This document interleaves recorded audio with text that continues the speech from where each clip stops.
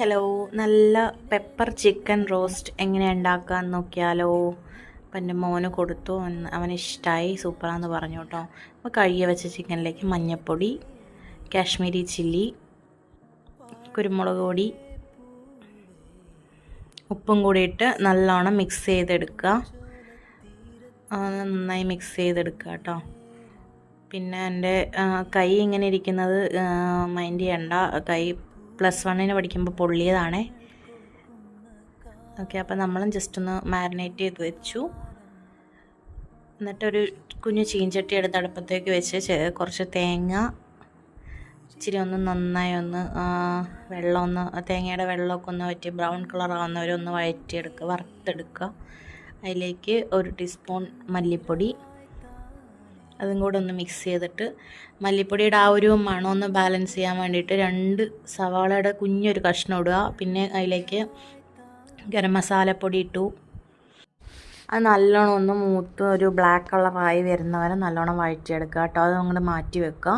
എന്നിട്ട് നമ്മളൊരു ചട്ടി എടുത്ത് അതിലേക്ക് കുറച്ച് വെളിച്ചെണ്ണ ഒഴിച്ച് അതിലേക്ക് കടുക്,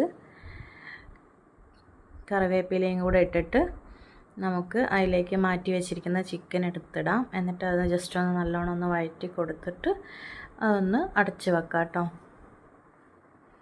അപ്പോഴത്തേക്കിനും നമ്മൾ വറുത്ത് വെച്ചിരിക്കുന്ന തേങ്ങ ജാറിലേക്ക് ഇട്ട് നമുക്കതൊന്ന് പൊടിച്ചെടുക്കാം. വെള്ളമൊന്നും കൂട്ടരുത്, വെള്ളം ചേർക്കാതെ ഒന്ന് പൊടിച്ചെടുത്താൽ മതി. അപ്പോൾ ഇത് ഒരു 2-3-10 മിനിറ്റ് ഇരിക്കുമ്പോഴത്തേക്കിനും ചിക്കനിൽ നിന്ന് നമുക്ക് വെള്ളമൊക്കെ ഊറി വരും കേട്ടോ.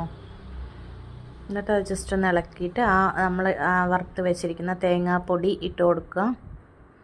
അതിനകത്തേക്ക് നമുക്ക് പെരുംജീരകമൊക്കെ ഇട്ട് വറക്കാം കേട്ടോ. അതിൻ്റെ ഇച്ചിരി ചിക്കൻ മസാലയും കൂടെ ഇട്ട് കുറച്ച് ഒരു 1/2 ടീസ്പൂൺ കുരുമുളക് പൊടിയും കൂടി ഇട്ടിട്ട് നല്ലോണം മിക്സ് ചെയ്ത് വഴറ്റി എടുക്കുക.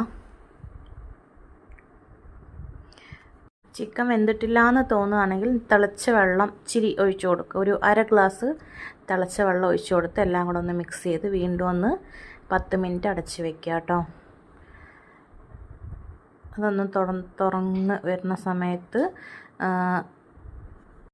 2 സവാള കനം കുറഞ്ഞരിഞ്ഞത്, 2 ഒരു വലിയ സവാള കനം കുറഞ്ഞരിഞ്ഞത് അതിലേക്ക് ഇട്ട് എല്ലാം കൂടെ ഒന്ന് മിക്സ് ചെയ്ത് കൊടുക്കുക.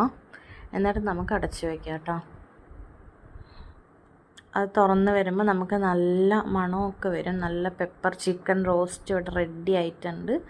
അപ്പോൾ എല്ലാവരും ഉണ്ടാക്കി നോക്കിയിട്ട് അഭിപ്രായം പറയണേ. Thank you.